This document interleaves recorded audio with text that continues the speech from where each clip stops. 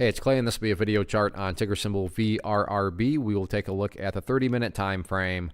Real quick, what do I mean by 30-minute in case maybe you're new to charts? Instead of each one of these candlesticks here representing 1 day's worth of price action, which is what you would normally see, each one represents 30 minutes. So all this here may look like a couple weeks worth of time. It's actually just the past 2 days, both Wednesday and today, Thursday, broken down into 30-minute time slices. I like to do this time frame. I think it does a good job of telling the quote-unquote story of the price, and then just makes mapping out levels of support and resistance a bit easier to see. Pretty crazy price movement over the past couple of days. I mean, you think about the price being down here, and now all of a sudden it's up around that area. So the price has certainly made a nice bounce. So let's map out some areas of support and resistance going into Friday. First level of support is going to be right here at, let's see, what is that?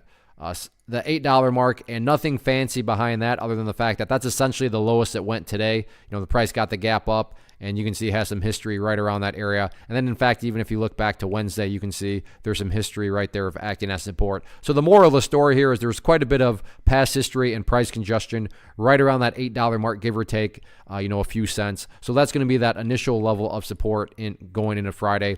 In the event $8 does not hold up, the next key level of support after that would be down here at the that makes it easy, the $7 mark. So $8 and then $7. 7 is pretty important because while I'm not saying this is what's going to occur, just trying to explain why this level is kind of a must-hold area. But if the price were to go down to 7 and then just break through it and continue on down, at that point in time, that would literally be putting the price right back to where it was when the price was flirting with those lows. And not to insult your intelligence, but price movements that go back to where they were, not exactly a sign of true strength. Whereas let's say the price does pull back some, however, in this situation it behaves like that and then starts to work its way back upwards. What would you have in this scenario? Well, you'd have a big old set of lows right here. You'd have those lows down there if you envision each of those as stair steps. Well, hey, now you have stair steps progressing in the upwards direction. And again, that's the name of the game. That's what you want to see over time. You want to see progress being made, and that kind of progress point, if you will, right there at the $7 mark. As far as areas of resistance are concerned, keep an eye on that purple line right there, the 50-period simple moving average. That's just a very famous level within the world of charts.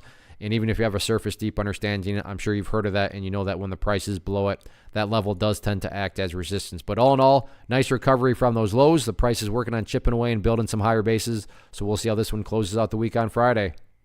One of the biggest questions that I get is, hey Clay, how do you find the stocks that you trade? So what I've done is put together a free resource guide where I talk about the tools that I use to locate stocks that I find interesting and think may have potential. So if that sounds like something that could add value to you as a trader, then click on the image that is up on the screen right now and I will email you the guide. The guide itself is very short and to the point, and best part, it's completely free.